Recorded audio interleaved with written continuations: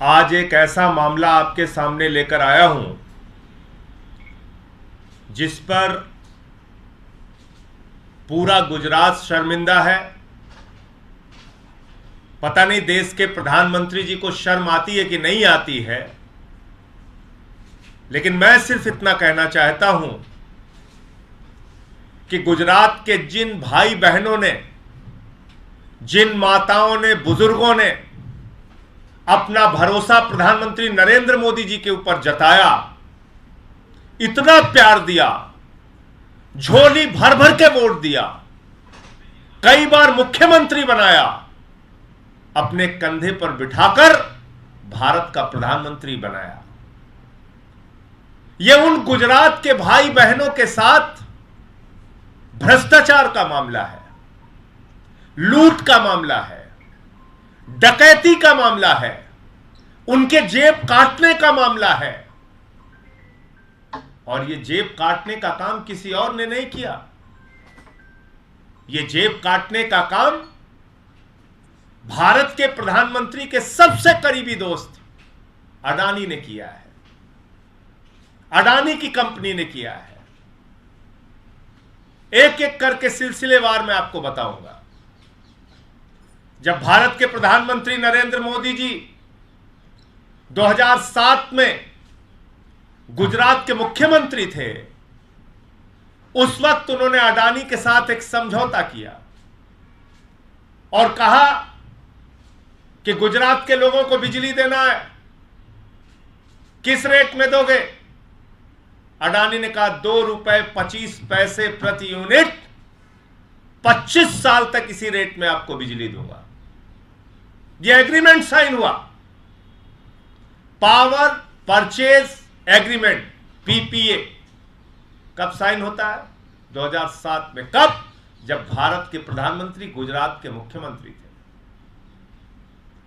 और अचानक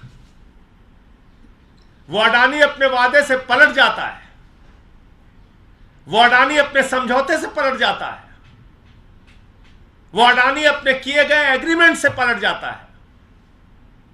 2018 में गुजरात की सरकार के साथ एक एग्रीमेंट साइन करता है कि साहब हमको कोयला बहुत महंगा खरीदना पड़ रहा है, कोयले का दाम बड़ा महंगा हो गया है, दुनिया के तमाम देशों से हमें कोयला मंगाना है, और जब हम महंगा कोयला मंगाएंगे तो बिजली महंगी होगी, इसलिए आपको महंगे दाम हमको देने पड़ेंगे।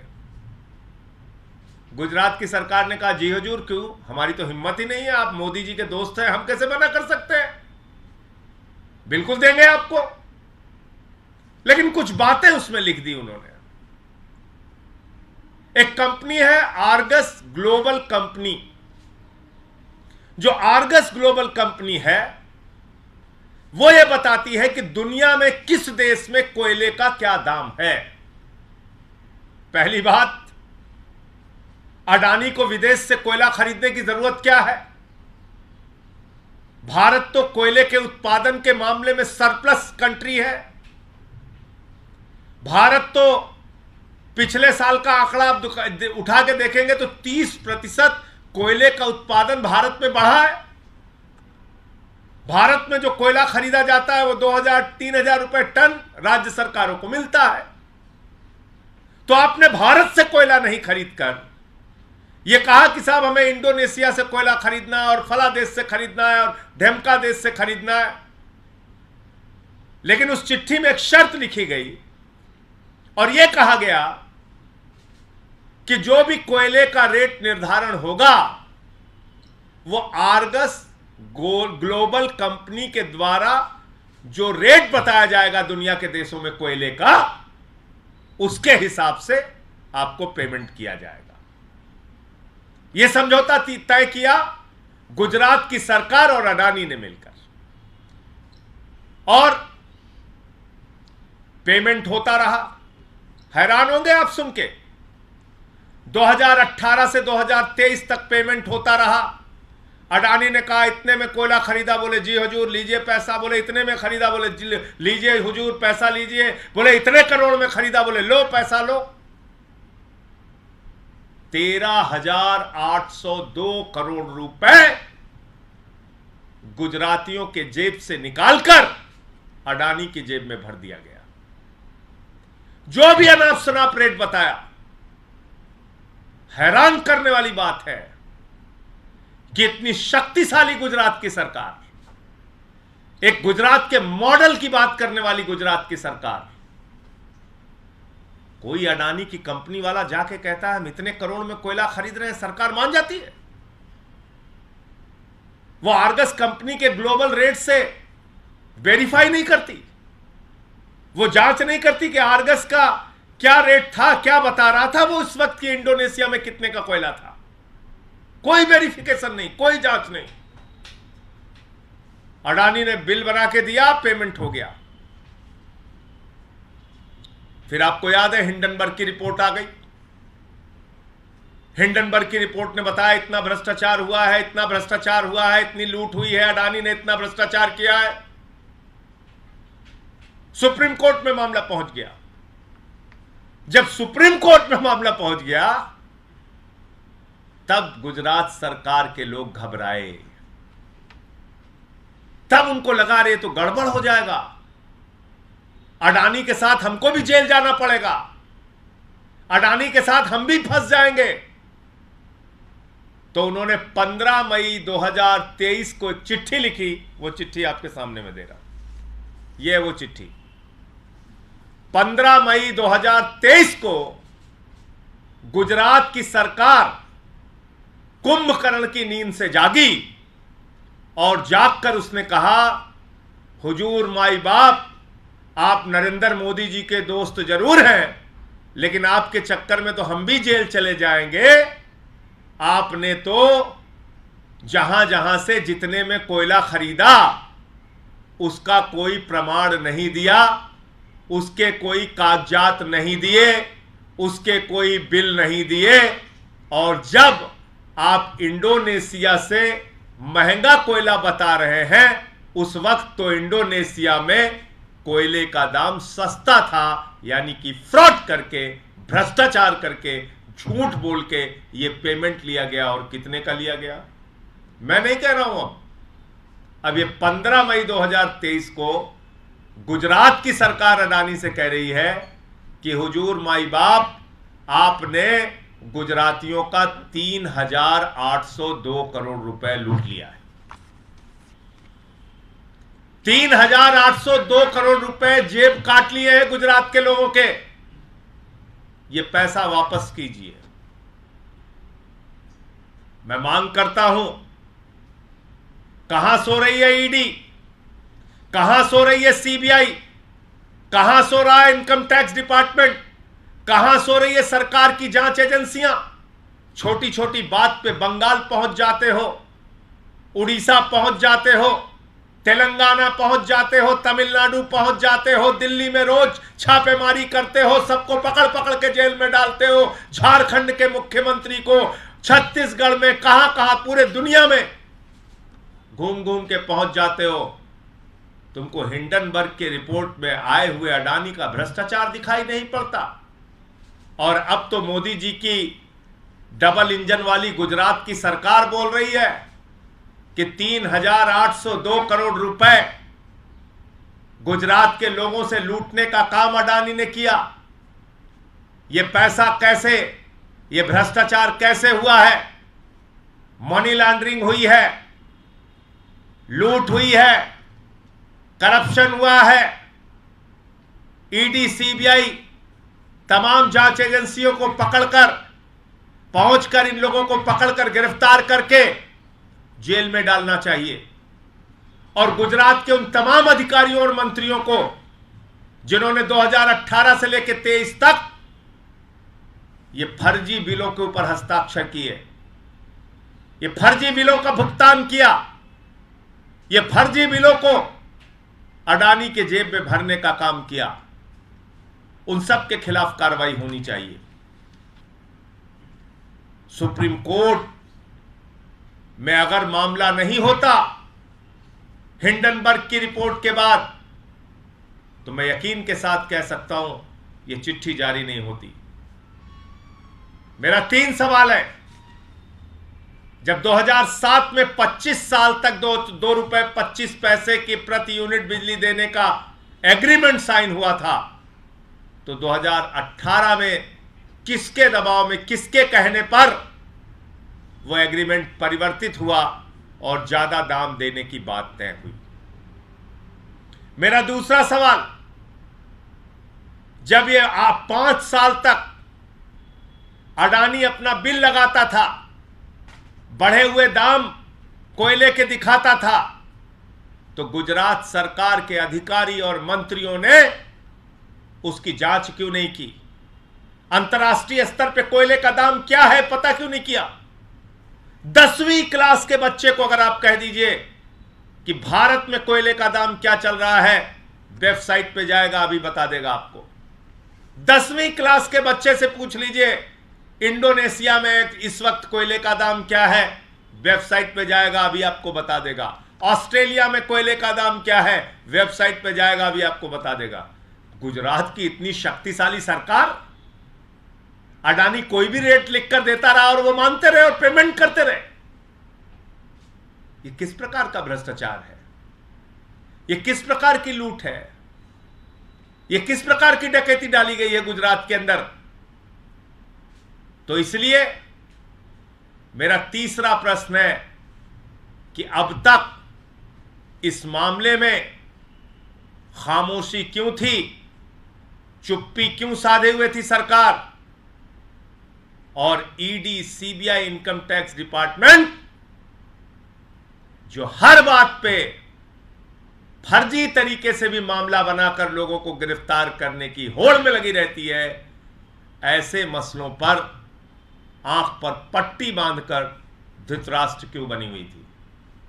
इसका जवाब सरकार को देना चाहिए।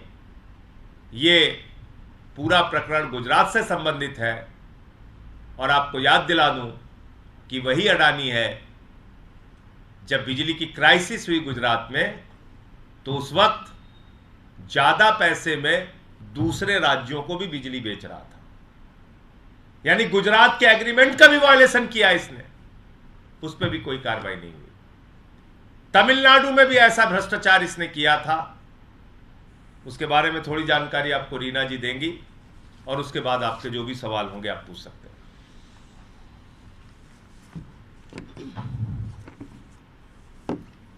अभी आपको माननीय सांसद संजय जी ने बताया कि किस तरह से अडानी का भ्रष्टाचार गुजरात में चल रहा है, लेकिन ऐसा लग रहा है कि गुजरात नहीं, मोदी जी ने अडानी को खुली छूट दी हुई है कि पूरे देश में जहां चाहो, जितना पैसा जहां से लेने का मन है ले लो, तुम मेरे परम मित्र हो, जहां से खाना चाहो वहां से खाओ।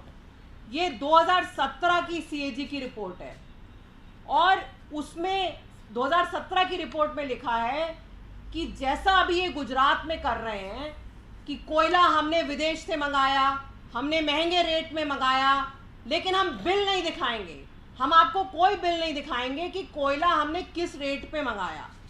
ठीक उसी तरह का कांड इन्होंने 2017 में तमिलनाडु में किया और सीएजी की रिपोर्ट में लिखा है कि जो सीएजी ने 297 कोयले के इंपोर्ट चेक किए अडानी के, उसमें से 176 में कंट्री ऑफ ओरिजिन, मतलब कोयला कहाँ से आया उसका सर्टिफिकेट नहीं लगाया।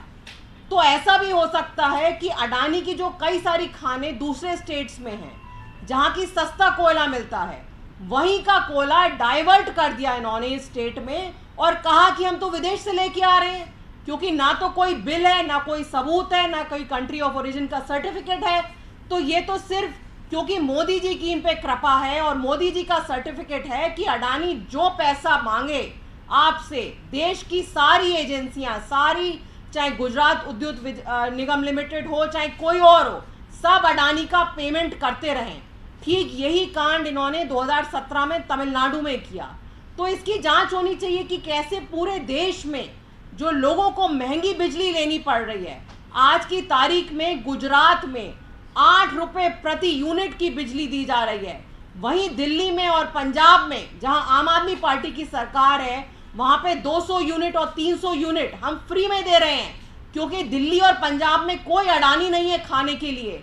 तो ये काम जो दिल्ली और पंजाब में हो सकता है पूरे देश में पॉसिबल है, लेकिन मोदी जी चाहते हैं कि सिर्फ उनके दोस्तों का पेट भरा जाए और उसी वजह से पूरे देश में महंगी बिजली दी जा रही है। इसकी जांच होनी चाहिए, ईडी की, सीबीआई की, सबकी जांच होनी चाहिए। आपका कोई प्रश्न हो आप पूछ सकते हैं। ये इनकी चिट्ठी है गुजरात के सरकार की, और ये गुजरात सरकार की चिट्ठी में साफ तौर पे लिखा हुआ है कि आप ये गुजरात ऊर्जा विकास निगम लिमिटेड, ये इसकी चिट्ठी है। और कब लिखा है इन्होंने, तारीख बिल्कुल ध्यान से सुनिएगा, 15 मई 2023 को, जब सुप्रीम कोर्ट में कार्रवाई चल रही है अडानी के खिलाफ, सेबी जांच करने के लिए कहा गया है, सेबी जांच कर रही है। जब लगा कि हम तो डूबेंगे सनम, तुमको भी लेके डूबेंगे, जब लगा अडानी तो जाएगा ही, इसके साथ साथ हम भी फंस जाएंगे, तो 5 साल तक तो लूट करते रहे। लेकिन जब सुप्रीम कोर्ट में मामला गया तब इन्होंने ये चिट्ठी लिखी कि भैया 3,802 करोड़ रुपया आपने हमसे ज्यादा वसूल लिया है और इसको वापस करिए हमारा। 5 साल तक नहीं चेक किया, 5 साल तक ये नहीं जानने की कोशिश की कि ये कोयला कितने दाम में आ रहा है, जो कि 10वीं का बच्चा भी अगर कोई लगा देती गुजरात की सरकार की, बेटा जरा पता करके बताओ कोयले का रेट इंडोनेशिया में क्या है या भारत में क्या है, तो बड़े आराम से पता चल जाता। सुप्रीम कोर्ट में मैटर नहीं जाता तो अभी 5 या 10 साल चलता रहता, फिर तो लगातार चलता रहता। मैंने तो आपको बताया, ये तमिलनाडु का सीएजी रिपोर्ट अभी आपके सामने रीना जी ने बताया। आप बताइए ना, गुजरात के लोगों को 8 रुपए 20 पैसे प्रति यूनिट बिजली मिलती है। दिल्ली में हम 0 बिजली का बिल देते हैं, पंजाब में हम 0 बिजली का बिल देते हैं, क्योंकि हम कोई करप्शन नहीं करते, भ्रष्टाचार नहीं करते। और वहां बिजली 8 रुपए 20 पैसे प्रति यूनिट दी जा रही, वो तो अलग बात है। जो दाम लिया जा रहा है उसके पीछे भी एक करप्शन है। ये कह के कहा जा रहा है कि साहब हम बाहर से महंगा कोयला मंगा रहे हैं, इसलिए आप हमको ज्यादा दाम दीजिए, भले ही हमने 2 रुपए 25 पैसे का एग्रीमेंट किया है सरकार से।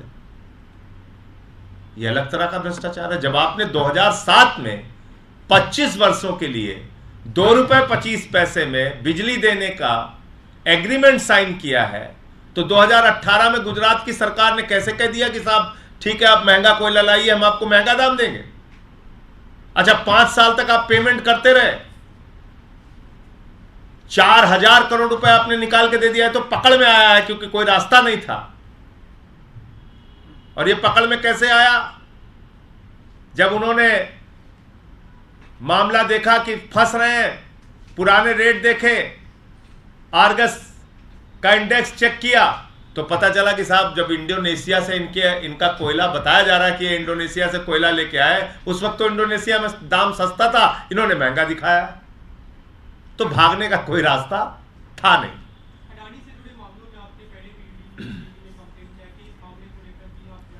इस पे भी कंप्लेंट करेंगे, इस उम्मीद के साथ कि ईडी और सीबीआई कोई कार्रवाई नहीं करेगी, फिर भी कंप्लेंट करेंगे। संजय जी, ममता बनर्जी ने आज कहा है, फिर भी कंप्लेंट करेंगे। देखिए 2014 के बाद इस देश में मोदी वॉशिंग पाउडर आया है, तो उस वॉशिंग पाउडर का एक ही मकसद है, जो भ्रष्टाचारी मोदी जी से जुड़ा है उसको साफ सुथरा करके राजा हरिश्चंद्र बनाना, और जो किसी विपक्ष की पार्टी में है वो अगर अपने घर से सुबह निकलता है और रास्ते में कहाँ नाश्ता कर रहा है, कहाँ खाना खा रहा है, कहाँ मूवी देखा, उसकी सब की जांच हो जाएगी। कितना पेट्रोल इस्तेमाल किया, कितना डीजल इस्तेमाल किया, तो उसकी सब की जांच हो जाएगी, वो जेल चला जाएगा।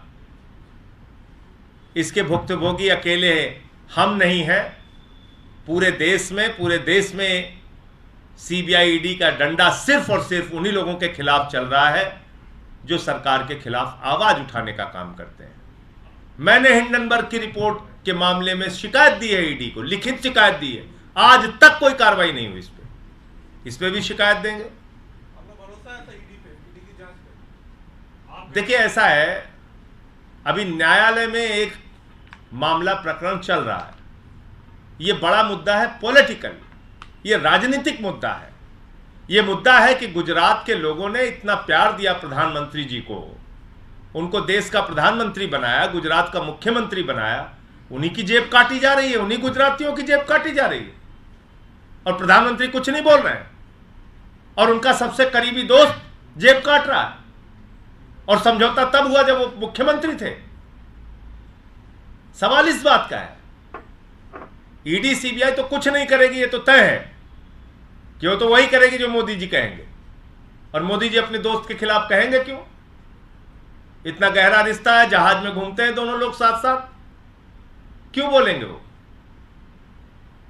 तो इसलिए हाँ, हमारा नाम कहीं फर्जी डालना होगा डाल देंगे, आपका नाम डालना होगा डाल देंगे, किसी और को पकड़ना होगा पकड़ के डाल देंगे, फर्जी खबरें चलवाएंगे किसी के खिलाफ कि 17 फोन तोड़ दिया, 22 फोन तोड़ दिया, 52 करोड़ की संपत्ति मिल गई, कुछ भी बोलते जाएंगे किसी के भी खिलाफ कुछ भी। लेकिन जब मोदी के दोस्त का मामला आएगा तो आप देख लीजिएगा, ना ईडी, ना सीबीआई, ना इनकम टैक्स डिपार्टमेंट, सारे लोग धृतराष्ट्र बन जाएंगे। जब आप कह रहे हैं कि सब धृतराष्ट्र बन जाएंगे, सीबीआई और ईडी में कोई जांच नहीं होगी, तो फिर आप इस मुद्दे को कहां लेके जाएंगे, कैसे ये? देखिए, ये मैंने आपसे कहा, ये राजनीतिक मुद्दा है, ये जनता का मुद्दा है, जनता के साथ लूट हुई है। अगर सरकार की एजेंसियां काम नहीं कर रही हैं, मोदी का दोस्त लगातार भ्रष्टाचार कर रहा है और उसके भ्रष्टाचार पे चारों तरफ खामोशी है, तो हम जनता के बीच में जाएंगे, बताएंगे कि भैया निर्णय लो आप इनके खिलाफ, आप फैसला लीजिए, आप भी न्याय की कुर्सी पे बैठे हैं, आपको भी 5 साल में एक बार मौका मिलता है, आप लोग तय कीजिए। अब मतलब नौजवान को तो कहेंगे 4 साल के लिए बेटा अग्निवीर बन जाओ और -50 डिग्री टेम्परेचर में जाके सियाचिन में खड़े रहो और +50 डिग्री टेम्परेचर में जैसलमेर में जाके जलो, अग्निवीर बन जा बेटा, अग्निपथ पे चलो। लेकिन हमारा दोस्त अगर है अडानी, तो जो भी अनाप शनाप बिल वो दे दे, उसको भुगतान करेगी गुजरात की सरकार। 3800 करोड़ रुपए गुजरात के लोगों की जेब काट ली गई। इस पे क्यों नहीं बोल रहे प्रधानमंत्री जी? संजय जी, और एक सवाल है। आज ममता बनर्जी ने कहा है वेस्ट बंगाल में कि शायद मोदी जी इलेक्शन को प्रीपोन करें और दिसंबर में करवाएं, इसके ऊपर कोई प्रतिक्रिया? देखिए मोदी जी क्या करते हैं, वो विश्व गुरु हैं, महामानव हैं, कुछ भी कर सकते हैं, दिसंबर में करा सकते हैं, उससे पहले करा सकते हैं, कभी भी करा सकते हैं। तो 24 घंटे चुनाव के मोड में रहते हैं, उनके लिए ये सब मायने नहीं रखता कि मई में कराएं कि दिसंबर में कराएं। महामानव के लिए कुछ भी संभव है, वो कोई इसमें दिक्कत नहीं। और एक सवाल है संजय जी, और एक सवाल है कि जो इंडिया की जो गठबंधन की पार्टीज हैं, उनके बीच कोई स्ट्रॉन्ग कम्युनिकेशन हुआ है on strategy ahead, like seat sharing हो, स्टेट इलेक्शन और सेंट्रल? देखिए 2 मीटिंगें हुई, उसमें बहुत ही सार्थक चर्चा रही है और उसके बाद जो कुछ भी तय हुआ आप लोगों के सामने बताया गया, चाहे पटना की मीटिंग हो, चाहे बेंगलोर की मीटिंग हो। अब मुंबई में मीटिंग हो रही है, जितनी बातें अब तक हुई हैं उससे अब आगे बातें तय होंगी और वो भी जानकारी आपको दी जाएगी। मैं कह रहा हूँ ये कोई ऐसी बात नहीं है कि जिसको मैं आपसे इस प्रेस कॉन्फ्रेंस में बोल सकूं। बैठक होनी है 31 और 1 को। उस बैठक के बाद जो उस बैठक के परिणाम निकलेंगे, जो उस बैठक में तय होगा, बाकायदा प्रेस कॉन्फ्रेंस करके आप सबको जानकारी दी जाएगी। अभी उस पर कोई भी कमेंट करना या कोई बात करना वो जल्दबाजी भी होगी और गलत भी होगा। से जुड़ा हुआ है, बीजेपी हमेशा कहते रही मुफ्त की रोटी वाली बात। अब बीजेपी खुद जो है, जो मध्य प्रदेश है, वहां पर जो कांग्रेस के वादे थे उस टाइम के, उन्हें पूरा कर रही है, तो क्या आपको कॉपी कर रही है जिसको मुफ्त की रोटी पहले बोलते? देखो ये तो अब कितने दिन चुनाव रह गए, आप बताइए मुझे, कितने दिन चुनाव के रह गए? 3 महीने। तब आपको रक्षाबंधन याद आ रहा है, तब आपको बहनों का प्यार याद आ रहा है। 5 साल तक बहनों का प्यार नहीं याद आया आपको, तब 5 साल रक्षाबंधन नहीं हुआ मध्य प्रदेश के अंदर। तो क्या मध्य प्रदेश के लोग, वहां के मतदाता इतने मूर्ख हैं, वो नहीं समझ रहे कि किस कारण से पैसा दिया जा रहा है? तो एक होता है सरकार की नीयत, वो किस नीयत से आपके लिए काम कर रही है। अरविंद केजरीवाल जी मुख्यमंत्री बने 2015 में, अपने वादे उन्होंने एक एक करके वादे से ज्यादा काम, बिजली फ्री, पानी फ्री, शिक्षा फ्री, स्वास्थ्य फ्री, माताओं बहनों के लिए बस की यात्रा फ्री, सीसीटीवी कैमरों का जाल, मोहल्ला क्लिनिक, सारे काम किए उन्होंने। उसके बाद जब 5 साल पूरा हो गया तो उन्होंने कहा आपके बेटे ने अगर दिल्ली के लोगों के लिए 5 साल काम किया तो वोट देना, नहीं तो मत देना। बताइए आजादी के बाद किस मुख्यमंत्री ने ऐसा बोला है आज तक? तो नकली और असली में फर्क होता है। कुछ फसली नेता होते हैं, कुछ असली नेता होते हैं। फसली नेता होते हैं जैसे फसल का सीजन आया हुआ, पैदा हुए, फिर उसके बाद गायब। तो इसलिए अभी चुनाव का समय है, इसलिए उनको रक्षाबंधन याद आ रहा है, गैस का सिलेंडर याद आ रहा है, और लोगों की जो दुश्वारियां 5 साल तक रहीं वो याद नहीं आया। आपने इंडिया घटक दलों की बात की, संदीप दीक्षित का बयान है, उन्होंने कहा कि आम आदमी पार्टी मौके ढूंढ रही है कि घटक दलों से बाहर निकल जाए इंडिया घटक दलों से। वो ऐसे महान नेताओं के बारे में मैं कोई टिप्पणी नहीं करना चाहूँगा। बिहार चुनाव को लेकर भी काफी चर्चा चल रही है, पिछले दिनों भी काफी आम आदमी पार्टी ने बैठक भी की, लोकसभा चुनाव, विधानसभा चुनाव को लेकर रणनीति बन रही है। आम आदमी पार्टी का फिलहाल क्या स्टैंड है इस पूरी रणनीति पर? देखिए 2024 में नरेंद्र मोदी जी की भ्रष्ट और वो सरकार जिसने हर वादे पर जनता को धोखा दिया, उसको हटाना इंडिया गठबंधन का मकसद है। हर वादे पर धोखा मोदी जी ने दिया है, और इसके कारण से सारे जो इंडिया गठबंधन के दल हैं उनका एक ही मकसद है कि इस सरकार को देश से हटाया जाए। और दूसरी बात, नफरत की आग में देश को झोंकने का काम किया है। मणिपुर हो, मेवात हो, कहीं भी हो, इन्होंने पूरे देश में नफरत का जहर घोलने का काम किया है। तो इसलिए भी ये सरकार हटनी चाहिए, और हम लोग उसके लिए कटिबद्ध हैं, एक साथ हैं। पंजाब में गवर्नर ने एक पत्र लिखा हुआ है कि वहाँ पर राष्ट्रपति शासन, मतलब दिल्ली सेवा बिल के बाद ये आम आदमी पार्टी की दूसरी सरकार वहाँ पर। देखिए ऐसा है कि इस प्रकार की कार्रवाई से जो हिटलर है वो भी बेचारा शर्मा गया होगा। हिटलर को भी शर्म आती होगी कि यार ये मोदी जी के राज्यपाल तो हमसे भी आगे निकल गए, चिट्ठी का जवाब नहीं दोगे तो राष्ट्रपति शासन लगा देंगे। सुना है आजादी के बाद कभी आपने ऐसा? ये मोदी जी के राज में हो रहा है, ये न्यू इंडिया है, ये मोदी जी का मॉडल है। चिट्ठी का जवाब नहीं दोगे तो राष्ट्रपति शासन लगा देंगे। लेकिन 2-2 साल से अगर पंजाब की जनता के जुड़ा हुआ बिल हमारे पास आएगा तो हम उसको सड़ाएंगे। बगल में ही हरियाणा है, मेवात जलेगा, हिंसा होगी, उस पर हम कुछ नहीं बोलेंगे। ये कर रहे हैं राज्यपाल, ये काम है उनका। और इसलिए राज्यपाल को यह समझना चाहिए कि वो देश के राजा नहीं हैं, वो गैर निर्वाचित केंद्र सरकार के द्वारा भेजे गए एक रबर स्टैंप है। इससे ज्यादा उनकी कोई हैसियत नहीं है। इसलिए अपनी हैसियत से, अपनी औकात से ज्यादा बातें नहीं करनी चाहिए।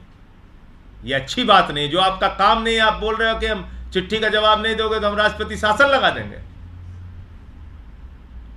और अगर 2 साल से तुम्हारे पास बिल पड़ा हुआ है पंजाब के लोगों के हितों से जुड़ा हुआ, और उस पर अगर तुम साइन नहीं कर रहे हो तो तुमको तो 2 मिनट के अंदर बर्खास्त करके बाहर कर देना चाहिए वहां से। कैसे रह रहे हो राजभवन में? आप बताइए। मणिपुर जल रहा है, वहां के मुख्यमंत्री के खिलाफ कोई कार्रवाई नहीं होगी। और जो मुख्यमंत्री बिजली फ्री दे रहा है, मोहल्ला क्लिनिक बना रहा है, बाढ़ में घूम रहा है, लोगों की सेवा कर रहा है, उस भगवंत मान को चिट्ठी लिख रहे हैं हम बर्खास्त कर देंगे मुख्यमंत्री जी आपको। क्या मजाक है? वैसे शर्म तो है नहीं मोदी जी की सरकार में, लेकिन अगर जरा सा भी शर्म है तो कम से कम इसका संज्ञान लेना चाहिए, और महामहिम राष्ट्रपति जी को जरूर लेना चाहिए। ऐसे राज्यपाल आपने बैठा रखे हैं जिनको 5 पैसे की अकल नहीं है, वो मुख्यमंत्री को चिट्ठी इस प्रकार से लिख रहे हैं, खुद कोई काम करते नहीं हैं, तो बहुत ही शर्मनाक है।